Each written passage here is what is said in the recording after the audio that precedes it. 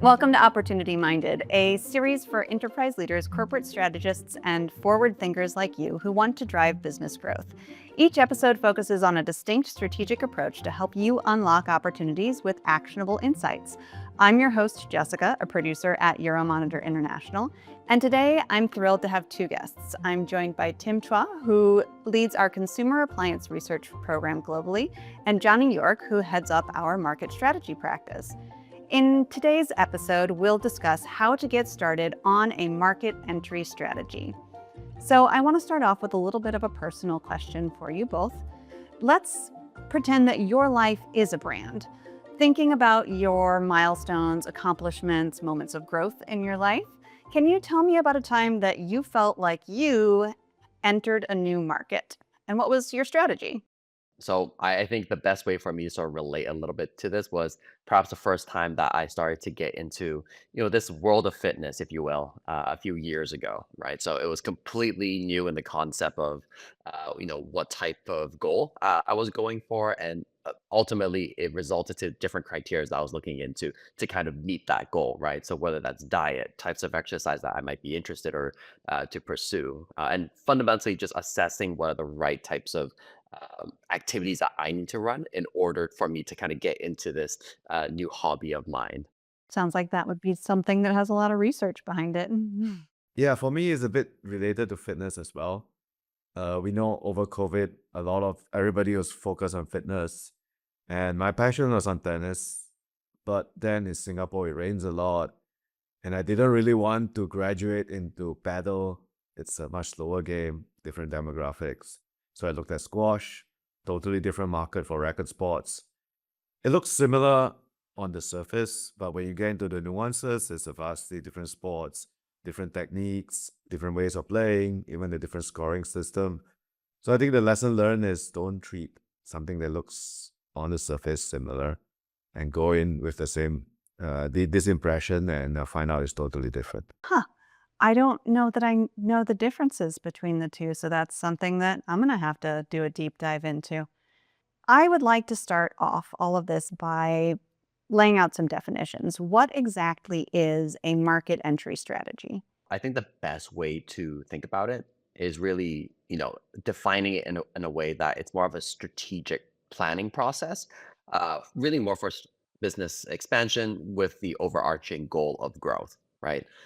When we talk about market entry, I think the word market can mean a lot of different things. In many contexts, it could be meaning, expanding into a new geography itself. It could be tapping into a new consumer segment, or it can even mean tapping into new product categories as a whole. I think market entry is a very process oriented strategy. It's a very much step by step. To make this a bit easier to understand, we generally look at it in terms of three phases. First is looking at market expansion or selection, deciding where you want to go. Is it a geography or is it a product? Then going in itself, this is the market entry part. And obviously, eventually, you want to lead the market, which is the market leadership phase. It's not the focus of today's discussion, but it will be discussed in detail in a future episode. Oh, thank you for plugging our future episodes. That's right. Today, we are just talking about those first two things that you talked about. And we're not necessarily talking about market leadership, or some people might call that market penetration as well. That'll be in our very next episode that we work on. So, why is having this market entry strategy so critical for businesses? Look, the world is increasingly interconnected. Our ability to access information, data has been easier than the past decade as well, right? Technology has really helped us, I guess, tap into a whole new data set. And have using these sort of data sets and these strategies to integrate together will really help businesses prioritize where they should put their investment and resources. It'll help them look for areas to mitigate risk as much as possible, and ultimately it's to build a sustainable growth, which is something really hard to come by. I think a really good example would be, for example, a company that I've worked with in the past. They were really focused on their expansion strategy that was more reactive, so really getting requests from franchisees globally, right? It's never necessarily been something backed by data. It was just kind of, the opportunity popped up. So these businesses saw, hey, there's an opportunity to grow. Now there wasn't extensive research done into that particular expansion plan, and the brand is now suffering a little bit of a brand equity issue. It's diluted a little bit, and the positioning from market to market has been different. So ultimately, all these have sort of been playing a role in terms of the brand's stagnant growth.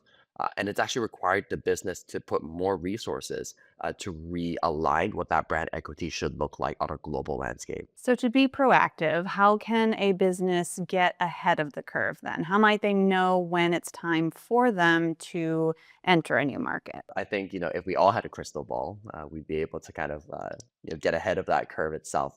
I think, largely speaking, in terms of the top three indicators that I would sort of point to a little bit more, would be firstly, just understanding demand, right? If there is the opportunity, and the example I provided just now, that business was able to expand because they had a lot of probing demand from other markets, from other franchisees, and it gave them an opportunity to say, "Hey, maybe there is a growth potential for me in some of these new markets." And just being able to see that, looking at online product reviews of your own products as well, seeing where they're coming from, being able to look at your social media, where your competitors in your home market are going, it really does give a bit of indication as to where might be the right place to expand into. The second one I would point to is really more related towards your home market saturation, right? I think this calls out ultimately two sub questions that goes into it. If you are seeing a more stagnant growth within your own performance, is it because the whole market is slowing down in terms of that growth, or is it because you're already one of the biggest players in the market, and you're basically having a lion's share, and you're not going to be growing as quick as you used to? Right. So again, these would be good indicators to look at for market saturation. And the final one I would really call out is perhaps you as a business, whether you're in a good financial position, right? If you're a great position, expansion is probably a great idea, right? It doesn't hurt the business as much, doesn't disrupt the core operations, which is going to be vital in terms of building a long-term sustainable business. I can tell you about a time that we've seen this play out recently. Uh, we know that China has one of the most competitive vacuum cleaner markets. And this is where companies launch a new model every 6 months versus every 1 to 2 years outside of China. We had clients struggling with really surviving in the market and really wanting to focus on expanding their sales just to try and survive in this market. So one of our clients came to us to say, okay, we are struggling in our home market, margins are difficult. We would like to maybe expand overseas to the UK, but we don't know where to start.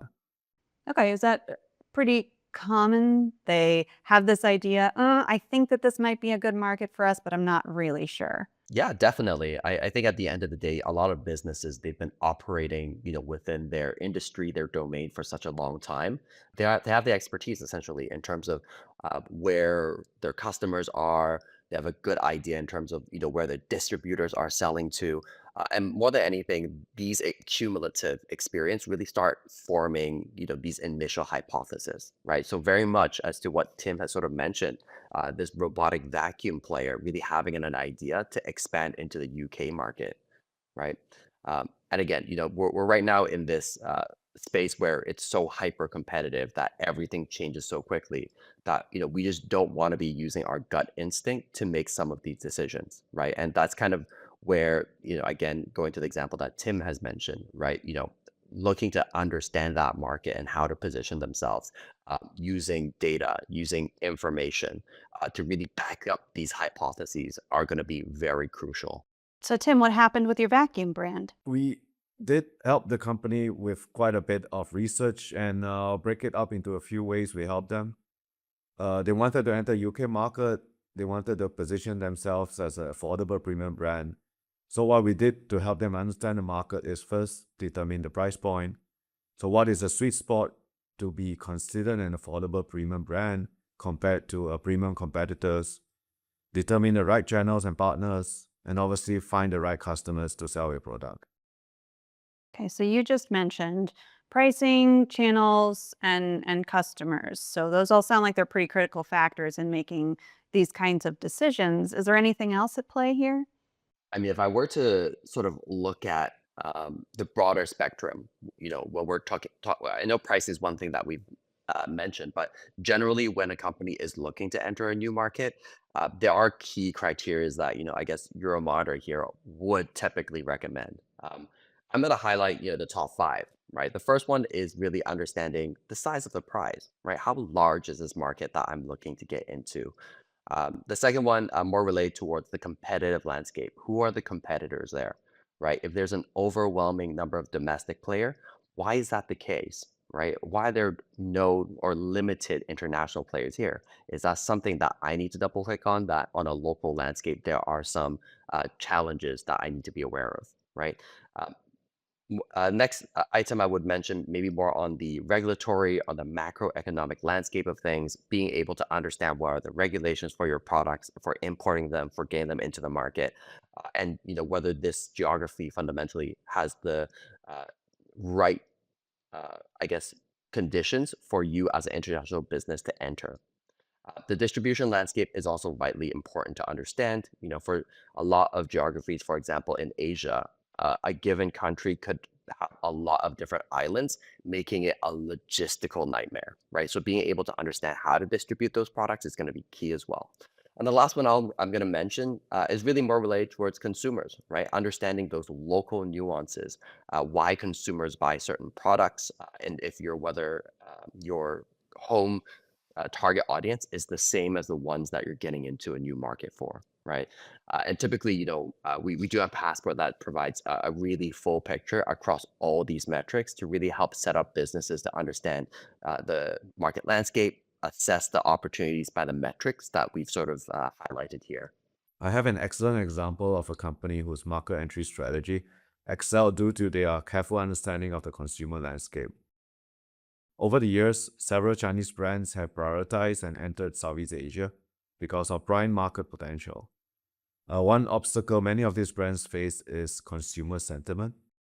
And Haier, which is the owner of many brands, among which the most notable one is GE Appliances, is one of these companies who have partnered with Euromonitor extensively for over the years to build their market strategy, entry strategy in consumer appliances.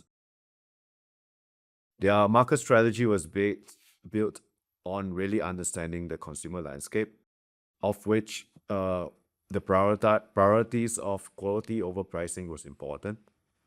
And this started when in the 1980s, when Chinese companies were focusing on price over quality to gain market share. And it resulted in their MD famously smashing 76 refrigerators that were defective in an effort to prove that he wants to have a zero tolerance of poor quality in the company. So this is how it started. What was true back then is still true now. And you have to understand what is the biggest concern of your consumer when buying their product. And Haier, which has been doing really well over the years, it was quality over price. And now, they are China's leading major appliance company in Southeast Asia, and the number one global brand in major appliances based on Euromonitor's data for the last 16 years. Well, cheers to them for that. And it's a Euromonitor claim, so we know it's legit. We're going to take a quick break. When we come back, Johnny and Tim will unpack some common misconceptions and pitfalls that businesses can avoid. Then we'll play a game where Johnny and Tim go head-to-head in a data duel using our 2025 Voice of the Industry survey. Don't miss out. Significant shifts in U.S. policies have the potential to undermine global economic growth, affect consumer sentiment, risk higher prices, and disrupt production and distribution networks. But for businesses ready to adapt, opportunities will arise. Bookmark our Trump Policies Hub at Euromonitor.com. With tools, expert advice, and data-driven perspectives, we'll help you navigate the shifting trade landscape with confidence. Thanks for coming back. Now, I'd like to know, what are some common mistakes businesses make in this process, and how can they avoid them? There's a lot of mistakes that are always embedded in the journey of expanding to new markets. The most common one that we've actually seen is the prioritization in terms of the size of the prize as compared to what is the best fit for that business, right? And a really good example would be a U.S. company looking to expand a little bit further, and when weighing between looking at a market in APAC like Indonesia versus Mexico, which one might be the better fit, right? Indonesia would definitely show a much bigger size, just purely because it has a much bigger consumer market, fourth largest population in the world.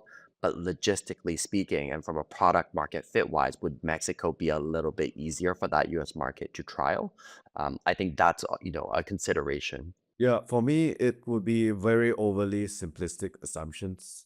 Since we are on the topic on China, bring us back a bit to when China's first opened up. Many companies will obviously wanted to enter the market, and many of them also had oversimplistic assumptions. If everyone in China gives me $1, I'll make over $1 billion easily. You mean the equation's not just 1-to-1? It doesn't work that way? So there are a lot more nuances to this in terms of detail and research that you need to do before you enter a market, especially if you have a very simplistic assumption such as this. Part of the problem is that with some of the less data centric organization, I still hear that comment.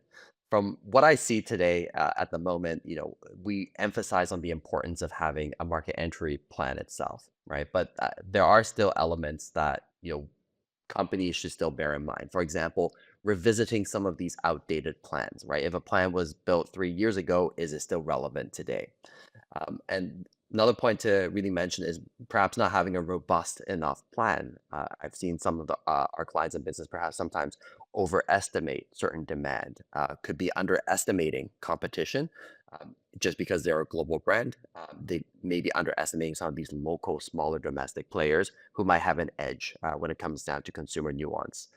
And something as simple as neglecting some regulations that are under the scrutiny of the business's products and services. But on the other side of having a more robust plan, I would also caution company to fall into a trap where I call analysis paralysis, where you're so caught in the fact of looking through all the data information that you have, looking to respond to every single change that we've seen globally. And some of these changes could be more widespreading, something related to perhaps the U.S. China regulations that we've seen within 2025 itself, and at the end of the day, maybe not thinking about the bigger picture that could be there, right? Being able to expand outside of just that U.S. China side of things, looking at a wider market as to what might be the best fit for that organization in that given time. Yeah, the diversification is very important, I think, especially when you're looking at expanding your overseas footprint. Just because of the unpredictable nature of the Chinese and US relationship, it's very important for companies to look elsewhere, especially so for Chinese brands. And this is the whole basis for our upcoming white paper, another plug on Chinese brands in Southeast Asia.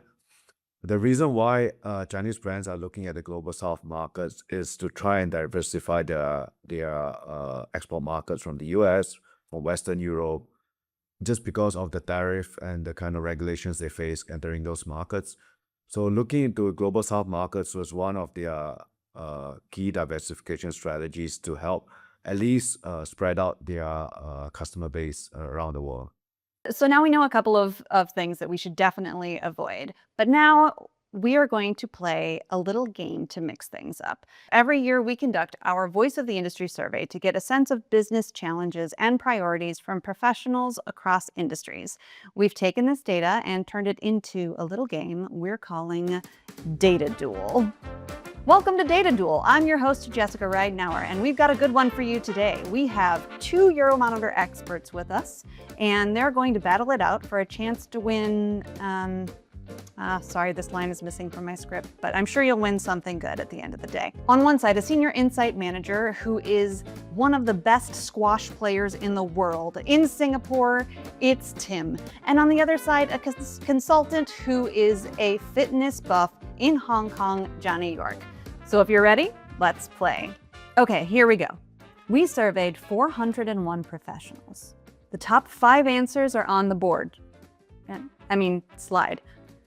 Try to guess the most popular answer.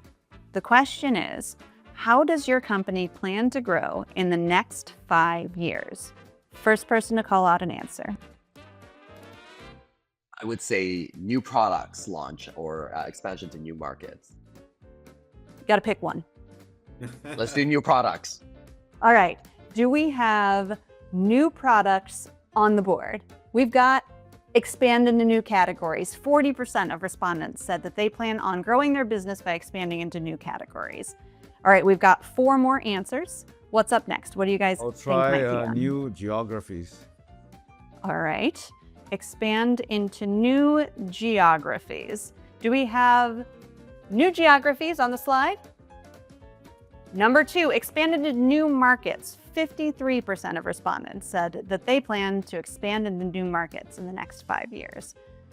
What do we got now? I'm also going to add on expanding into adjacent consumer segments. Okay, do we have adjacent consumer segments? Target new consumer segments / occasions with existing products. 51% of respondents said that that's how they plan to grow. How else might a company plan to grow their business in the next 5 years? Invest in technology. Do we have technology? I guess they're all going to be working from their BlackBerries. Market leadership. Ooh, do we have become more of a market leader on the board? Slide. Very, very close, but I'll give it to you. Improve existing product or service portfolio to increase share in existing categories and use occasions. You were so close. There's just so many Close words enough for there. me. Yeah. And we have 1 left. Do either of you want to take a final crack at it? Perhaps it's just being a disruptor in their own market. Ooh, do we have disruptor in their own market? You know what? We're going to give it to you on this one. Innovate to create a new subcategory. I feel like that's disrupting. That is disrupting. I did not keep track of how many points either of you had, so we're going to say that you both won and you both win the prize, which I don't have in my notes. So I'll be in touch after the episode to let you guys know what you win. I'm sure it's really, really good. Before we go, I was wondering if you both could give one piece of advice to a company that is struggling with their market entry strategy. What would that piece of advice be? I'll start. I think the biggest challenges many companies face or will face is don't assume what works in your home market will work overseas. It could work by understanding the nuances, customizing your business strategy and business model through understanding local markets, cultural preferences, consumer preferences, and I think more importantly, your target market in the country is even more important than trying to clone a successful case study into an overseas market. From my end, I would say if you're really struggling, the first thing to do is use your domain expertise. Form some hypothesis, based on the indicators that I've mentioned, and then go ahead and test it. I've seen so many businesses at this moment make that first hypothesis and actually make those decisions based on those gut instincts as a whole, right? At the end of the day, we're moving to a world where resources are not infinite. And in terms of, for us, it's really all about making calculated risks, doing reliable market research, deploying sound data analytics to help you find and narrow down where those growth opportunities are and what are the key expansion moments. Thank you both so much, and thank you to our viewers for tuning into this episode of Opportunity Minded, brought to you by Euromonitor International, the first destination for organizations seeking growth. A big thank you to Tim and Johnny for sharing their expertise with us today and for playing a game with me. Where can people find out more about your work or get in touch with you? You can reach out to me over LinkedIn, email, or even through your sales representative. Happy to talk to you. Yeah, exactly. You can definitely find me on LinkedIn. Jonathan York. Just look for that on LinkedIn. You'll be able to find me. Stay connected with us on social media or visit our website to explore more resources and join our community. Until next time, stay opportunity minded.